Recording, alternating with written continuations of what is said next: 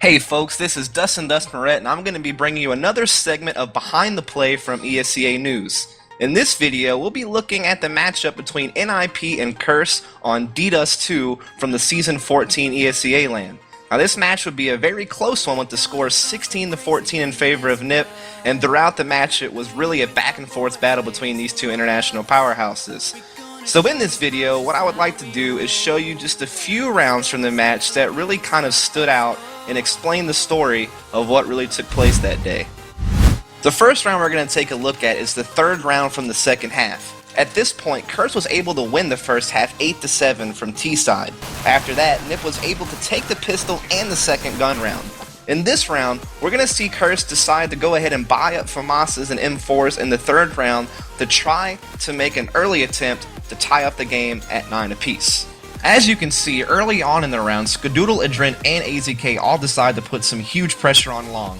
Unfortunately, it doesn't pan out at first as GetRight is able to get a nice pick onto AZK. From here, the round slows down and stabilizes for quite a bit as Freiburg, GetRight, and ESEA all just kind of park outside Long while Forrest and Fiflaren patrol middle and lower B. Now Mossbeck and Anger decide to give up the B-bomb site and really focus on mid, while Adrent is going to be playing the A ramp to try to keep an eye on Catwalk.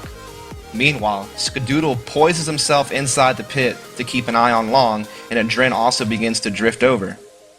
Freiburg leads the charge, and Skadoodle is initially blinded but is able to come up and make a huge play with the FAMAS on Forrest, Freiburg, and ESEA. Adrent was also in the area to help things out. Essentially, Adrent and Skadoodle created a great crossfire here from the pit and from Long A. Skadoodle was able to make some great peeks here and isolate players one by one, as he's able to frag all three players in the end. We see the first one go down, able to take out the second one there on the stairs, and Adrent serves as a bit of a distraction against ESEA, which allows Skadoodle to come out and pick up that third frag there at the very end. Another thing to take into consideration is that NiP was on SMGs for the most part and may not have expected Curse to have those FAMASas. So let's do a quick recap of what happened that round. Now Curse was up 8-7 at the end of the first half, however they did allow NiP to win that first pistol round and the second round using SMGs. Now NiP would keep those SMGs while Curse decided to try their luck and buy up some FAMASas and an M4 early to tie up the game as soon as possible. They put some strong presence at Long, suffered a quick pick, but then later on in the round, Skadoodle was able to make a play and kind of caught NiP off guard. They may not have actually been expecting Curse to buy up early as they did. So this is actually a great round for Curse to tie the game up very quickly, and it also kind of set the theme of how they might be playing A, something that NiP would have to read later on, and as we'll see later, something that NiP would actually be able to use to their advantage when they noticed that Curse was not putting presence there. Now in this next round we're going to take a look at, the score was 12-12. Between the last round we watched and this one, Curse had a decent amount of success. They even successfully threw a B pinch at one point, which is what is going to happen in this round. NiP was able to control Long pretty easily as AZK was a solo defender, while in the meantime Curse was trying to work a pinch on B tunnels from upper and lower with Mossbeck, Adrent, and Anger, and as we'll see, that game really didn't turn out well for them. Early on, the players ESEA, Freiburg, and Forrest were able to work Long A without too much trouble, just controlling the flashes here and getting out into the Long A stretch. In the meantime, we can see that Mossbeck and Adrent and Anger were going to be pinching B tunnels.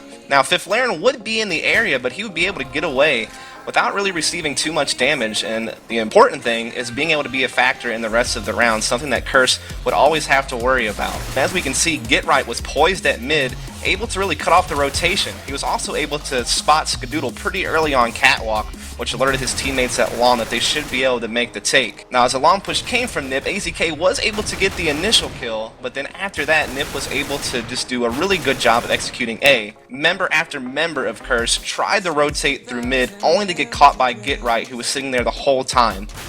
In fact, they were never really able to pinpoint where he was at. He was just kind of shifting around mid, and Curse was never able to fully know where he was at.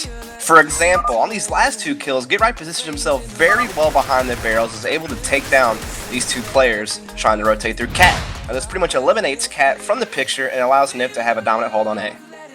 Let's take a look at what NiP did really well this round. First, they were able to catch on to Curse's B push and were able to adjust to it very well, not losing a player in the mix.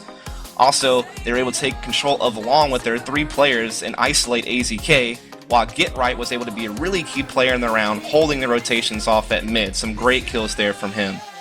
So, what could have Curse have done better? Well, their default strat at A had been working with the 3 players long. Had they have had a little bit more of a long A presence, they might have been able to fend off this attack. Also, if they had been able to take care of Fiflaren and B tunnels, that would have eliminated one player to worry about. And if they could have gotten an exact read on Get Right and been able to maybe trade a kill with him instead of falling one by one, they may have been able to make it easier for themselves on the rotation and thus ultimately the retake on the A bomb site.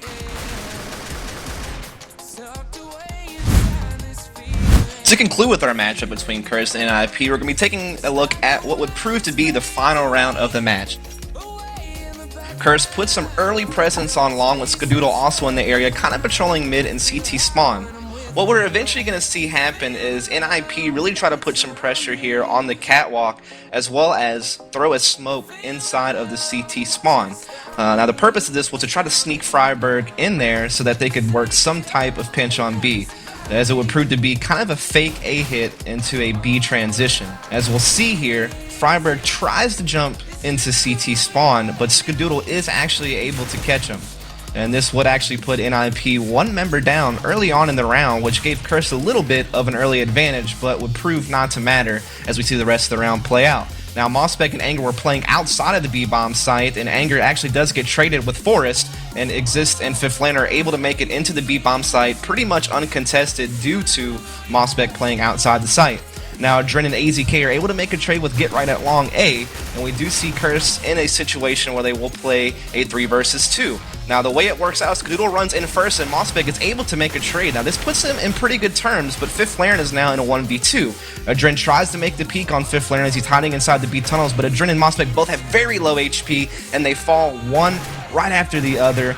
Now, if you look at this a bit more closely, we can see that Adren tried to make the initial peek and actually gets caught in the reload process, which gives Fiflaren kind of an easy kill. Now, this leaves Mossbeck in a 1 versus 1 without a kit on a 10-second defuse. Now, he may have been able to stick it, but instead decides to try to make the peek, and it was a very dangerous one as he had very low HP.